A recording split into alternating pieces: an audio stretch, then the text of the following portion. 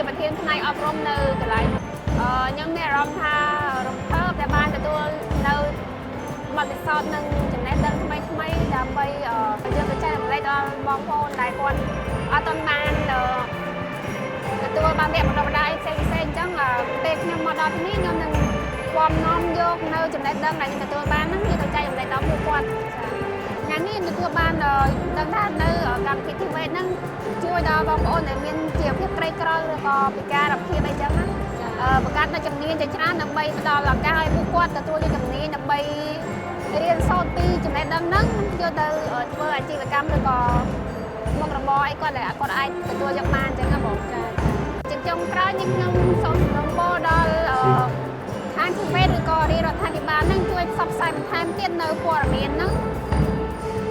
ដល់សហគមន៍ឬក៏តំបន់ដាច់ស្រយាលផ្សេងៗដែលពួកគាត់អត់មានទទួលបានយល់ដឹងពីហ្នឹងហ៎បងអញ្ចឹងផ្សព្វផ្សាយបន្ថែមដើម្បីគាត់ទទួលយកហើយគាត់អាចដឹងគាត់នឹងមានឱកាសមកទទួលនៅវគ្គបណ្ដុះបណ្ដាលនៅកម្មវិធី TVET នឹងដែរខ្ញុំឈ្មោះម៉ៅបូលីនសប្តាហ៍ខ្ញុំមកពីខេត្តកំពង់ឆ្នាំងហើយខ្ញុំធ្វើការនៅក្នុងស្ថាប័ន NGO មួយនៅទីក្រុងភ្នំពេញតាមពិតទៅកម្មវិធីថ្ងៃហ្នឹងពិតជាមានសារៈសំខាន់មែនដែលខាង TVET គាត់បានរៀបចំកម្មវិធីឡើង TVET បង្កើតឱកាសការងារនិងសាងក្តីសង្ឃឹមសម្រាប់យុវជនតាមពិតទៅវាជាលើកទី1សម្រាប់ខ្ញុំដែលចូលរួមកម្មវិធីនេះដោយសារយើងឃើញថាមានអ្នកចូលរួមច្រើនហើយជាពិសេសមានក្រុមហ៊ុនឯកជនក៏ដូចជាស្ថាប័នអង្គការការរដ្ឋាភិបាលគាត់បានមកបើកបោះ booth ដើម្បីផ្សព្វផ្សាយអំពីផលិតផលសេវារបស់ពួកគេជាការពិតណាស់កម្មវិធីថ្ងៃហ្នឹងវាជាមានសារៈសំខាន់សម្រាប់យើងទាំងអស់គ្នាហើយជាពិសេសសម្រាប់ជនមានពិការភាពដោយសារតែយើងឃើញហើយមានក្រុមហ៊ុនអង្គការក៏ដូចជាស្ថាប័នអង្គការការរដ្ឋាភិបាលរដ្ឋជាច្រើនដែលពួកគាត់បានផ្សព្វផ្សាយអំពីសេវាកម្មឬក៏ដូចជាការផ្ដល់ឱកាសការងារទៅកាន់មហាជនទូទៅជាពិសេសយុវជន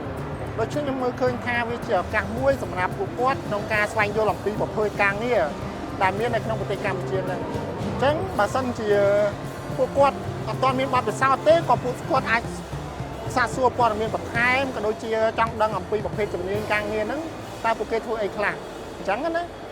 ហើយមួយទៀតចំពោះជនមានពិការភាពក៏ដូចគ្នាដែរអញ្ចឹងមានក្រុមហ៊ុនមួយចំនួនដែលពួកគាត់ព្យាយាមចង់ផ្ដល់ឱកាសទៅដល់ជនមានពិការភាពដូច្នេះវាជាផ្នែកមួយដ៏សំខាន់ដែលជនមានពិការភាពគាត់ដឹងអំពីភាពខ្លាំងភាពខ្សោយរបស់ខ្លួនឯងក៏ដូចជាជំនាញណាមួយដែលគាត់អាចធ្វើបានស្ថាប័នមួយចំនួនក៏ដូចជាស្ថាប័នរដ្ឋឯកជនអង្គការ NGO សិតតែមានគេថាផ្នែកផ្សេងៗគ្នាក្នុងការធ្វើការតែឡើយសម្រាប់ជនមានពិការភាពពិតជាមានឧបសគ្គសម្រាប់ស្វែងរកឱកាសទាំងអស់ហ្នឹងដូច្នេះហើយអ្វីដែលពួកជនមានពិការភាពគួរធ្វើទី1បង្ហាញពីការតាំងចិត្តរបស់ខ្លួនទី2ចង់គេថាព្យាយាមក្នុងការចូលរួមឲ្យបានច្រើនឲ្យខាងក្រុមហ៊ុនស្ថាប័នអង្គការផ្សេងពួកគាត់បានឃើញអំពីឧបសគ្គដូច្នេះពួកគាត់នឹងមានការកែប្រែនឹងទីតាំងក៏ដូចជាទីកន្លែងមួយចំនួនសម្រាប់ផ្ដល់ឱកាសដល់ជនមានពិការភាពយើងដឹងហើយថាជនមានពិការភាពមានច្រើនដូច្នេះការធ្វើដំណើរការចូលរួមគេថាតែមានឧបសគ្គអញ្ចឹងវាជាឧបសគ្គដែរសម្រាប់ជនមានពិការភាពក្នុងខ្ញុំជាយុវជនក៏ដូចជាជនមានពិការភាពម្នាក់ខ្ញុំសូមសំណូមពរដល់ស្ថាប័នរដ្ឋាភិបាលស្ថាប័នក្រុមហ៊ុនឯកជនអង្គការការរដ្ឋាភិបាលឬក៏ដៃគូពាក់ព័ន្ធជាពិសេស TVET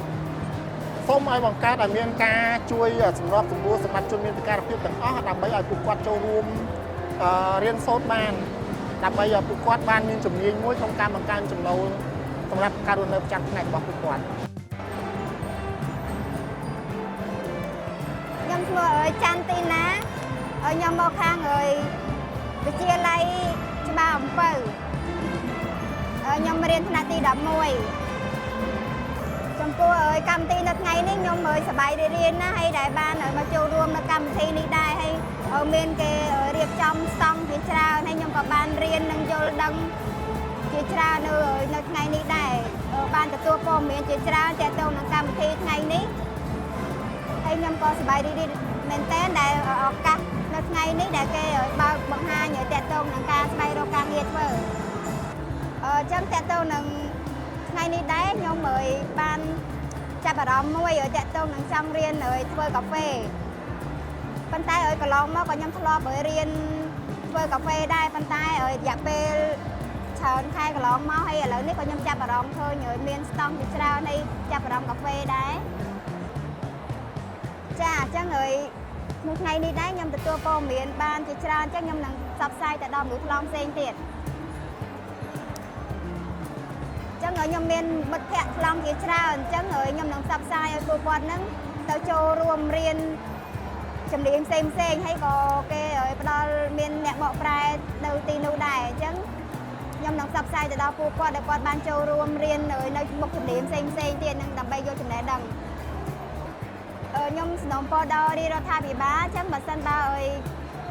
មានមនុស្សថ្លង់ដាក់ពាក្យរៀនឬក៏ធ្វើការនៅកន្លែងណាសូមផ្ដល់សេវាអ្នកបកប្រែឲ្យពួកខ្ញុំផងខ្ញុំក៏សប្បាយរីករាយមែនទែនហើយអរគុណដល់រដ្ឋាភិបាលដែលផ្ដល់ជំនាញមកដល់ជនពិការដូចជាយើងនាងខ្ញុំដែរ